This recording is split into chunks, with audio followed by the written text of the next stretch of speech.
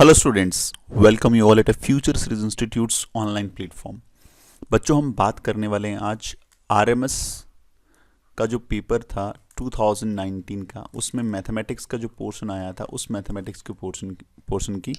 और इस video series ये जो वीडियो आज आप देखेंगे, इस वीडियो से आपको बहुत हेल्प मिलने वाली है, क्योंकि मैं हर एक क्वेश्चन को बहुत बेसिक के साथ और साथ में आसान तरीके से बताऊंगा, जिससे आपका रिवीजन और आपको पता लग पाएगा कि आपकी अभी जो स्टेज है, आपकी अभी जो तैयारी वो कैसी है।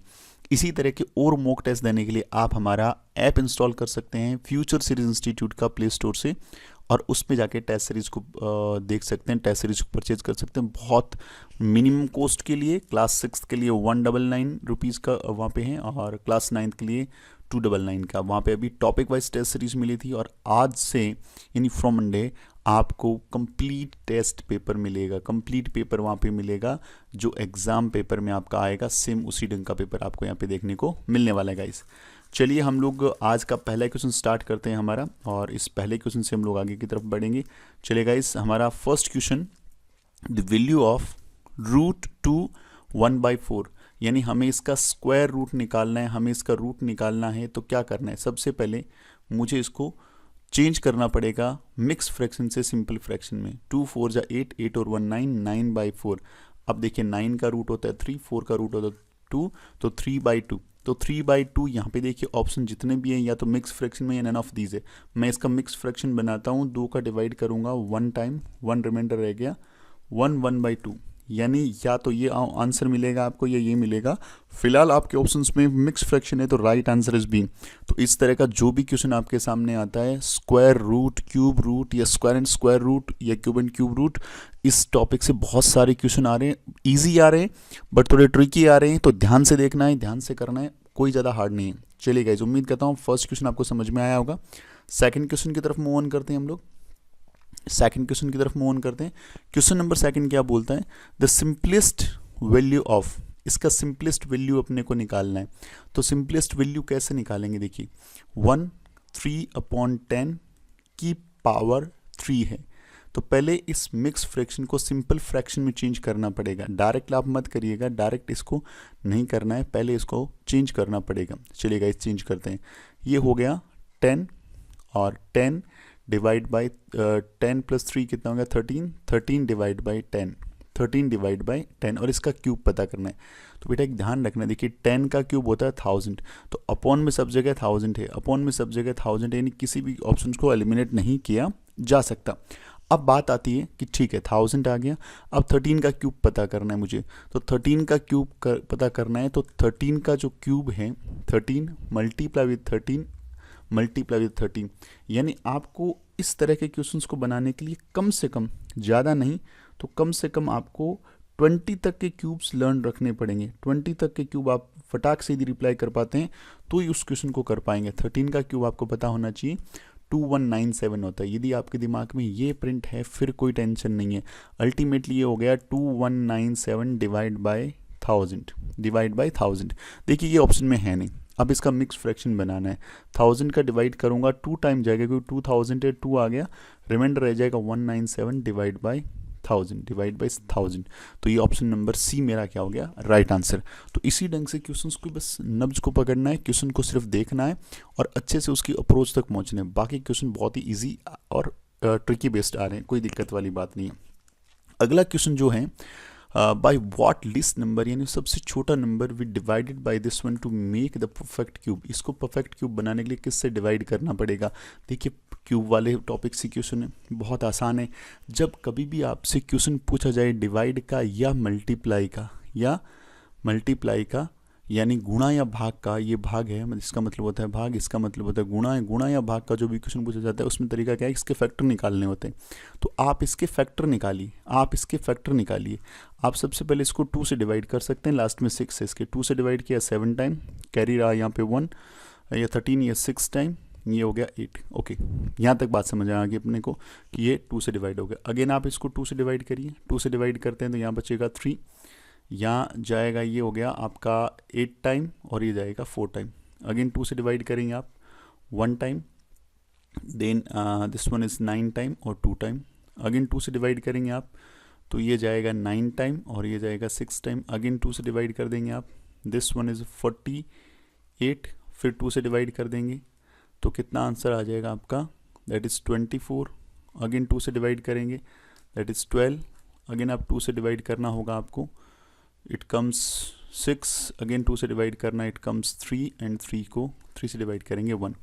यानी आपका जो आंसर है, आपका जो आंसर है गाइस क्या है कि आपको जब कभी भी ऐसे क्वेश्चंस आते हो, जब कभी भी ऐसे क्वेश्चन आते हो तो आपको इसी ढंग से क्या करना है, इसको कैलकुलेट करना है। सबसे पहले तो आपको इसी ढंग से क्या करना है, कैलकुलेट करना है, और बाद में आपको फर्दर क्या करना है, चीज़ों को समझना है कि हम आगे इसको फर्दर क्या कर सकते हैं। ये बात को थोड़ा सा समझना है बेटा। अब देखिए, जैसे यदि आपने इसका फ्रैक्शन निकाल लिया तो आप पेयरिंग करिए, 3-3 का पेयर बनाइए। ये पेयर पूरा बन रहा है 3-3 का, तो इसकी बात नहीं करेंगे, परफेक्ट क्यूब में आ जाए। ये 3 का पेयर बन रहा है, ये भी एक परफेक्ट क्यूब है, कोई टेंशन नहीं है। 1 2 ये रहा, 2 2 ये रहे, यहाँ भी एक परफेक्ट पेयर बन रहा है, तो ये भी इसकी बात नहीं करेंगे। अब ये जो 3 है ये अकेला है यहाँ पे। अब ये बोल रहा है कि मुझे इस नंबर को किसी ऐसे नंबर से डिवाइड करना है कि मुझे परफेक्ट क्यूब रिसीव हो जाए, तो वो नंबर 3 होगा, क्योंकि जैसे मैं इसको 3 से डिवाइड करता हूँ, 3 5 जा, देन 15 होता है, या 1 जा 2 जा, 512 ये होता है अपना 8 का क्यूब। ये आपको पता होना चाहिए, 8 का क्यूब 512 होता है। तो ये 3 से डिवाइड करना पड़ेगा। तो डिवाइड वाले क्वेश्चन में जो भी नंबर बच जाता है वो ये आपका आंसर होता है। यदि यहाँ पे एक पेयर बच गया तो वो एक पेयर आंसर है। यदि यहाँ पे एक 3 और होता, या 3 या एक 4, मान लीजिए एक 3 और 5 होता, तो आपको किस नंबर से डिवाइड करना पड़ता, 15 से डिवाइड करना पड़ता। तो जो भी पेयर कंप्लीट नहीं हो रहे हैं उन सारे नंबरों से हमें डिवाइड करना पड़ेगा 3-3 का पेयर क्यूब के लिए। और एक क्वेश्चन स्क्वायर से होता तो आंसर 2-2 के पेयर मुझे तैयार करने होते।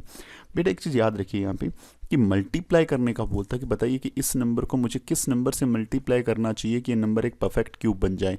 तो मल्टीप्लाई के लिए आपने जब इसका फैक्टर निकाला तो एक 3 इसके पास था। इसको परफेक्ट क्यूब बनाने के लिए मुझे 2 और 3 चाहिए, 2 और 3 चाहिए। इट मीन्स इस नंबर को मुझे 9 से मल्टीप्लाई करना पड़ता। 3 सॉरी कितना होता है 9, तो मुझे 9 से मल्टीप्लाई करना होता है, मैं इसको परफेक्ट क्यूब बना पाता। तो क्यूब एंड क्यूब रूट बहुत आसानी से क्वेश्चंस को बना सकते हो, बहुत अच्छे ढंग से क्वेश्चन को बना सकते हो। तो इस तरह के क्वेश्चंस आपको देखने को मिलेंगे। चलिए बढ़ते हैं अगले क्वेश्चन की तरफ। बहुत अच्छे और बढ़िया क्वेश्चंस हैं ये। अगेन क्वेश्चन जो हैं वो क्यूब वाले पैटर्न से ही मुझे दिख रहा है। p का वैल्यू 3, q का वैल्यू 5, तो ये बोल रहा है 1/p प्लस 1/q की पावर है p। चलिए करते हैं। 1/p का मतलब 3, q का मतलब 5 और इसकी पावर 3। देखिए अगेन ये आ गया ना 3, क्यूब निकालना है यहाँ भी। एलसीएम लेंगे, एलसीएम आ जाएगा 15, क्रॉस मल्टीप्लाई यहाँ 5 और यहाँ कितना आ गया 3, और इसका क्यूब करना है। यानी आपको 8/15 का क्यूब बनाना है। 8 का क्यूब आपको पता है, अभी बात किया 512, तो 512 ऊपर कहाँ है देखिए 512 आपको 2 जगह दिखाई दे रहा है। 512 आपको 2 जगह दिखाई दे रहा है। ये ऑप्शन कैंसिल हो गया, ये ऑप्शन कैंसिल हो गया। ओके 512 अपॉन में 15 का क्यूब आपको 3375 होता है। ये यदि आपको नहीं भी याद है तो देखिए 2 to 5 तो डेफिनेटली नहीं होता, 15 का स्क्वायर होता है, ये 15 का स्क्वायर होता है। तो इसका ऑप्शन को कैंसिल कर दो, right answer is this one. तो क्वेश्चन बहुत आसान है, पेपर में देखते ही आप क्वेश्चन को बना सकते हैं, बस आपको राइट अप्रोच आनी चाहिए। अप्रोच आपको पता है तो कोई दिक्कत नहीं है। ये क्वेश्चन में वैल्यू पुटिंग है, कुछ भी नहीं है। एक्स की जगह 100 पुट करना है, इसका वैल्यू निकालना है। 4 मल्टीप्लाई विद 10 की power 2 multiply with 10 plus 25, it comes 4 into 100, it comes 200 plus 25, it is 400 plus 200 plus 25, all these are the 625। तो राइट आंसर 625। बहुत आसानी से इस क्वेश्चन को बनाया जा सकता है, कुछ भी था नया नहीं, इसलिए मैंने इसमें ज़्यादा फोकस नहीं किया। If the market price of an article is 1000 rupees, the discount of 10% is allowed on it, then it's selling price will be. ये बोल रहा है 1000 रुपीज़ का है और मुझे इस पर डिस्काउंट मिल रहा है। क्या मिल रहा है मुझे? मिल रहा है डिस्काउंट। तो जो डिस्काउंट होता है वो हमेशा कम होता है, डिस्काउंट हमेशा माइनस होता है। जो भी सीपी होता है उसमें से डिस्काउंट माइनस होता है और आपको रिसीव होता है एसपी, सेलिंग प्राइस रिसीव होता है, सेलिंग प्राइस रिसीव होता है। तो इसका 10% कम करना है, तो 10% कम करने का एक तरीका है कि मैं इसका पहले 10% निकाल लूँ, 10 से 10 यानी 100 रुपीज़, और फिर मैं बोलूँ कि 1000 में से 100 रुपीज़ कम किया, यानी ये 900 रुपीज़ का आर्टिकल रहेगा। 900 मेरा आंसर है, लेकिन ये कैलकुलेशन को मुझे बहुत छोटा करना पड़ेगा, एक साथ एक लाइन में करना होगा। तो कोई भी नंबर अपने आप का हमेशा 100% होता मान के चलिएगा। ये 1000 है, ये अपने आप का 100% है। 10% कम करना है तो 90/100, बस सिंपली इसको मल्टीप्लाई करना है, इट कम्स 900। तो जो आपका आंसर 2 स्टेप में आया था वो आंसर 1 स्टेप में आ गया। बात याद रखिएगा, डिस्काउंट हमेशा सेलिंग प्राइस में से कम हो जाएगा जितना उसका सेलिंग प्राइस है। आई होप कि आपको समझ में आ गया हो क्वेश्चन। अगले क्वेश्चन की तरफ बढ़ते हैं। A number is decrease by this one and you get 87। तो कोई भी नंबर यानी 87 जो है ये बोल रहा है एक नंबर को हमने डिक्रीज किया। कितना डिक्रीज किया? हमने डिक्रीज किया, ये परसेंटेज का सिंबल आई थिंक नहीं दे रखा, इतना परसेंट 27.5% डिक्रीज किया और आपको रिसीव हुआ 87। तो डिक्रीज किया तो कोई भी नंबर अपने आप का कितना था? 100% था। अपने आप कितना था? 100%। उसमें से आपको 27.5 माइनस करना है और जब आप 27.5 माइनस करते हैं तो यू विल रिसीव 70.5%। यानी जो नंबर था ओरिजिनल उसमें से 27.5 कम किया गया और आपको रिसीव हो गया 87। यानी उस नंबर का 72.5% क्या है? 87 है। 72.5 कौन सा? 87 है। तो 1% कितना हो जाएगा? 87 डिवाइड बाई 72.5 और मुझे वो नंबर निकालना है। तो 1% को 100% बनाने के लिए 100% नंबर अपने आप का 100% ही होता है। 70.5 मल्टीप्लाई विद 100, पॉइंट हटाएंगे, ऊपर कितना आ जाएगा? 0 आ जाएगा। ऊपर कितना आ जाएगा गाइस? 0 आ जाएगा। अब मुझे इसको 25 से डिवाइड करना आना चाहिए। 25 से मैं इसको डिवाइड करता हूँ तो ये जाएगा 4 टाइम और ये जाएगा 29 टाइम, और 29 से डिवाइड करूँगा जाएगा 3 टाइम। 3 4 ज़ा 12, 12 20 हो गया 120। 12 × 10 120। तो राइट आंसर इज़ 120।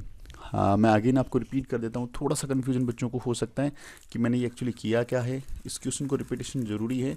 इसको या तो वीडियो को पॉज करके उसको दोबारा देखें या छोटा सा रिपीटेशन, ताकि आपको समझ में आए कि थोड़ा सा यहाँ पे कैलकुलेशन में आपको लग रहा होगा कि ये कैलकुलेशन थोड़ा सा अजीब सा लग रहा है।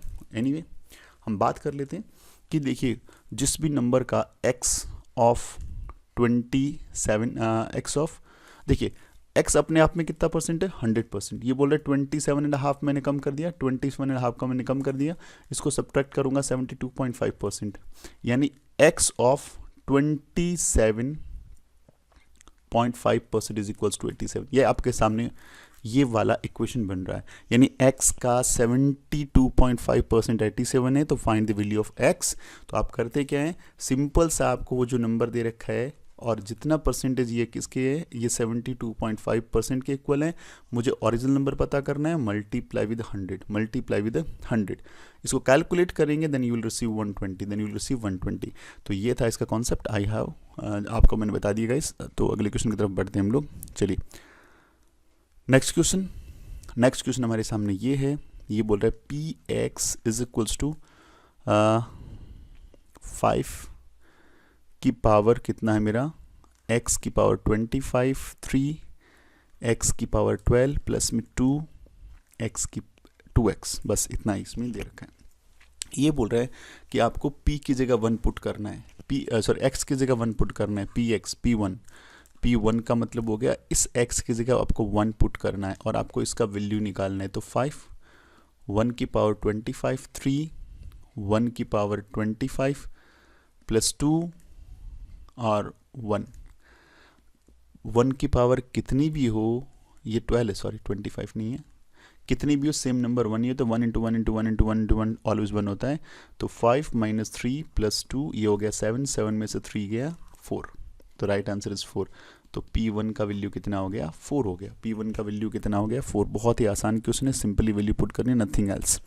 अगले क्वेश्चन की तरफ बढ़ते हैं, बात करते हैं। The cost of calculator is 750 rupees, the sale tax charged 5% then it's selling price. ध्यान रखना, जैसे सीपी के अंदर से डिस्काउंट तो क्या हो रहा था, माइनस हो रहा था, आपको एसपी मिल रहा था, लेकिन यदि सीपी के अंदर आपका सेल टैक्स है, एसटी है, तो वो हमेशा ऐड होगा और आपको एसपी मिलेगा। ये दो बातें याद रखिए, डिस्काउंट माइनस होता है और कोई भी टैक्सेस जो होता है ये हमेशा वेट सेट जो भी होता है वो हमेशा ऐड होता है। तो हमें क्या करना है कि इसमें 5% ऐड करना है, 5% हमें ऐड करना है, ऐड करके वैल्यूज़ को निकालना है।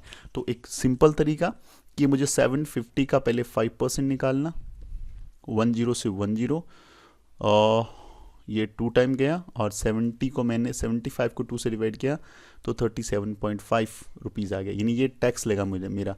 तो मेरा ओरिजिनल कॉस्ट कितना था, मेरा 750 था, उसमें 37.2 को 5 को ऐड करना है, और ये 5, ये 7, ये 8, ये हो गया 787.5, 787.5। Right answer is C, right answer C.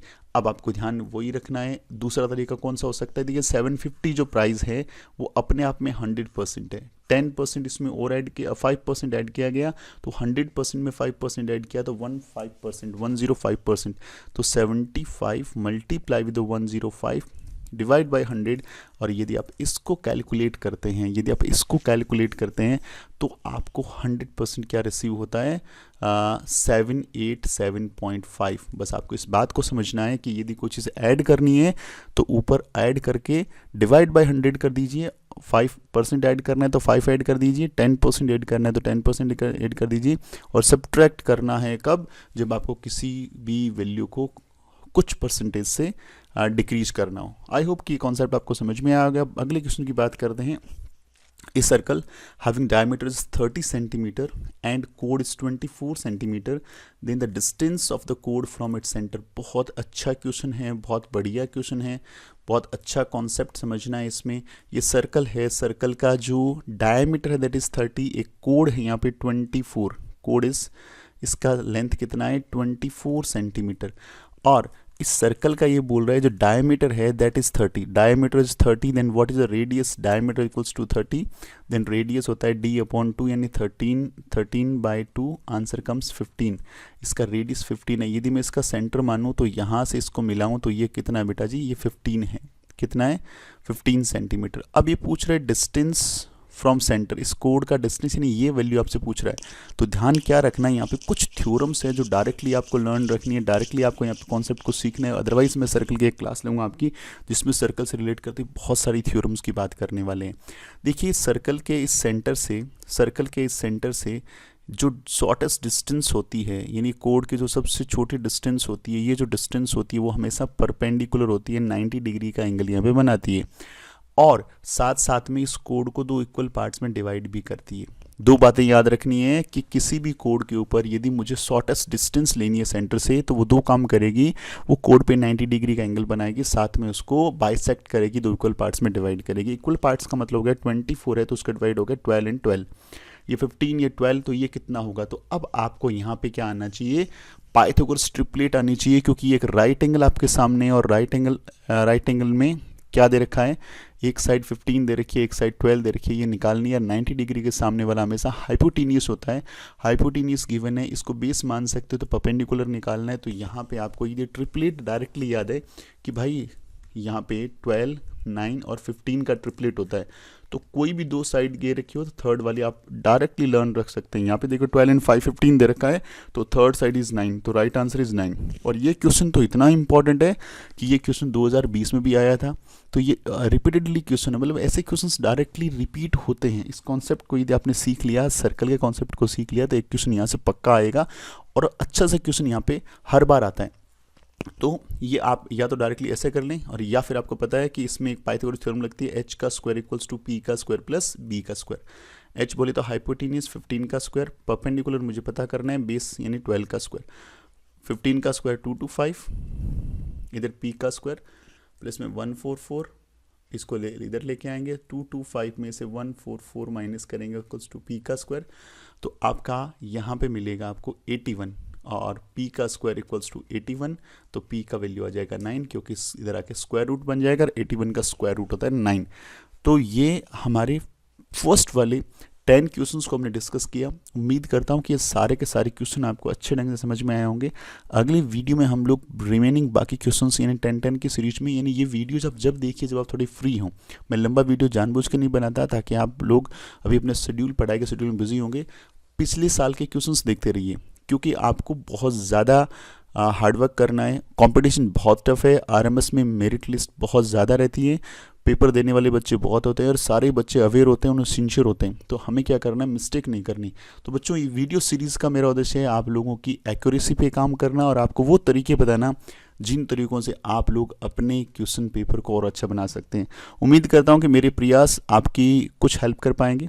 So wishing you very all the best for your paper. और यदि आपको हमारी टेस्ट सीरीज ज्वाइन करना है, हमारा ऐप इंस्टॉल कर लीजिए प्ले स्टोर से, फ्यूचर सीरीज इंस्टीट्यूट का ऐप प्ले स्टोर से इंस्टॉल कर लिए। उसमें आपको कोर्स भी मिल जाएगा पूरा का पूरा, पूरे के पूरी लाइव क्लासेस हम लोग यहाँ पे अवेलेबल कराते हैं आप लोगों को। साथ में आपको टेस्ट सीरीज भी मिल जाएगी, इंडिविजुअली मिल जाएगी। इस लाइव सेशन के साथ तो टेस्ट सीरीज बिल्कुल फ्री ऑफ कॉस्ट है।